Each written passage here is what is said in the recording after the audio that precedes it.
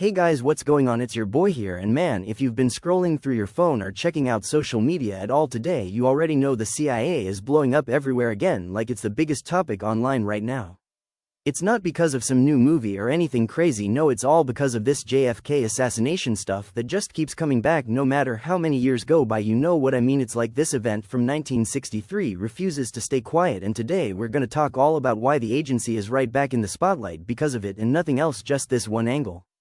Seriously, after all this time, that one day in Dallas still gets people fired up and chatting like it happened last week, and it's wild how one thing from history can do that. But here we are again with the CIA trending hard. So here's the main thing that's got everybody talking. There's this whistleblower who stepped up and testified right in front of a Senate committee, and he dropped a huge bomb on them, saying that the CIA went ahead and pulled about 40 whole boxes of files that were all connected directly to President Kennedy's assassination. These weren't just some random old papers sitting in a closet somewhere, no, these boxes were actually in the process of being reviewed so they could get declassified and finally shown to the public by the Office of the Director of National Intelligence after waiting for decades and decades. But instead of letting that happen, the agency just grabbed those boxes right back like they didn't want anyone looking inside them anymore, and that's got people asking all kinds of questions about why they would do that right now. I mean, come on, if there's nothing to hide, then why pull them away at the last second? You know, it just makes the whole situation feel even more mysterious than it already was. And get this, it all happened right around the same time when President Trump put out that executive order telling everyone it's finally time to release every last bit of the remaining assassination records, no more holding back after 60+ years of keeping stuff locked up. The order was supposed to make sure the American people get the full complete picture without all the secrets and red tape getting in the way, but nope, the CIA apparently decided to step in and yank those 40 boxes away anyway, and now you can imagine how mad that made a lot of folks, especially the lawmakers. The ones on the House Oversight Committee are getting super fired up about it, and they're demanding that the CIA hands those documents right back immediately, like no more delays, no more excuses, just give them over so we can see what's really in there and move forward with the transparency that was promised. It's like every time we think we're getting closer to the truth, something pulls it back, and this time it's those specific boxes that were supposed to be on their way out to the public. Think about it for a second, why would they do something like that if everything was above board, right? It's the kind of move that makes regular people like you and me sit back and wonder what's going on behind the scenes. The Kennedy assassination has been one of the biggest mysteries in American history since it all went down on November 22, 1960. And people have spent their whole lives digging into any possible connections between the CIA and Lee Harvey Oswald, the guy the Warren Commission said was the lone shooter who did it all by himself.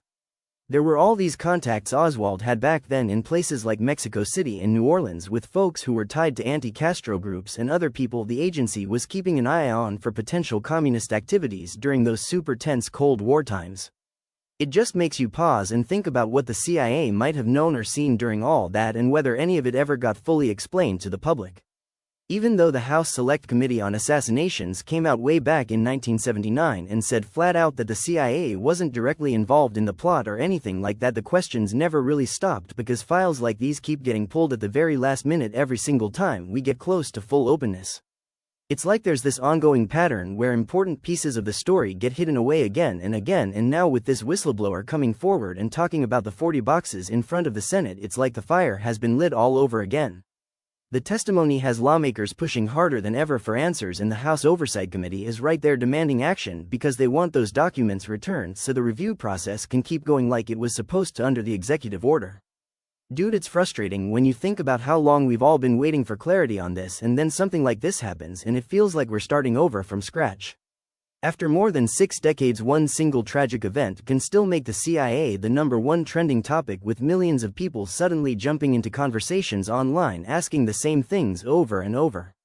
Did the agency have extra information about Oswald's movements or any bigger picture stuff that was happening around that time in 1963?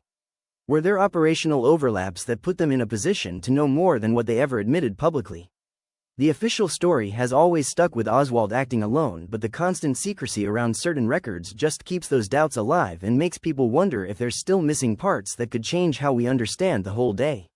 It's enough to make anybody go, man, what if there's more out there that could finally connect the dots once and for all? And that's why this latest move with the boxes is getting so much attention right now. This whole episode isn't just some old history lesson either. When an agency like the CIA holds onto files that a president specifically ordered to be released, it makes regular folks question trust in the system today and whether we can ever really get the complete truth on big moments like this. Historians and everyday citizens and even the lawmakers are all saying the same thing. Come on, let's follow that executive order all the way through and get every relevant record out there for people to look at without any restrictions, so we can try to put the full puzzle together in the most honest way possible. The retrieval of those 40 boxes has sparked fresh demands from Congress, and it's reminding us all why the Kennedy assassination still matters so much even now in 2026, because it touches on bigger ideas about power and openness and holding institutions accountable no matter how long ago the events were.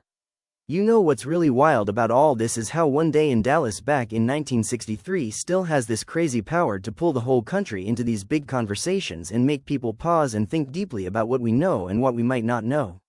It gets you reflecting on things like government transparency and whether some secrets are kept for good reasons or if sometimes they're shielded in ways that leave too many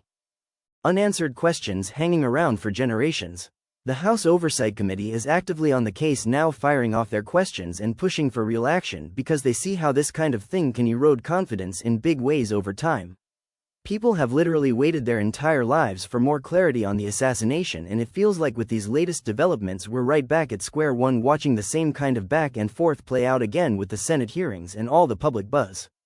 I could honestly ramble about this topic for hours on end because the layers just keep unfolding if you really start thinking about it, starting from the early days of the Warren Commission report, which laid out the basic official version, all the way through those later reviews that still left some gaps in the story, and now we're seeing the exact same kind of dance happening live with the whistleblower testimony and the congressional demands for the boxes to be returned.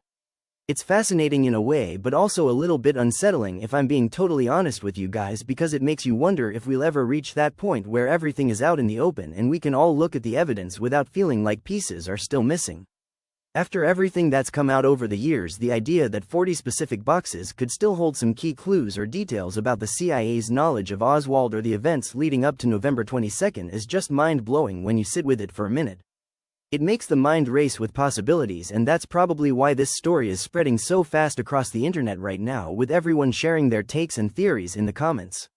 Let's break it down even more because the details matter here. The whistleblower didn't just mention the boxes casually, he laid it out clearly in the Senate committee that these materials were tied straight to the assassination records, and they were already moving through the declassification steps at the Office of the Director of National Intelligence when the CIA stepped in and retrieved them. That timing with Trump's executive order is what really stands out, because the order was meant to cut through all the old delays and force full disclosure so the public could finally have access without waiting another lifetime. Yet here we are with the agency pulling them back and the House Oversight Committee stepping up to say enough is enough, return the files now so the process can continue properly.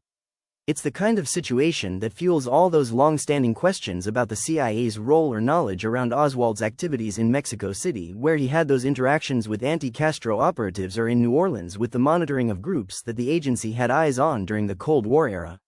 Even with the 1979 House Select Committee conclusion that there was no direct CIA involvement, the pattern of last-minute file retrievals like this one keeps the skepticism going strong among regular people who just want the full story without any more roadblocks. It's like clockwork. Every time progress seems to be made on releasing the assassination records, something happens to slow it down or hide parts of it again, and this 40-box incident is the latest example that's got everyone talking. The public reaction has been huge, with forums and social media filled with discussions about whether this means there's still critical information being protected or if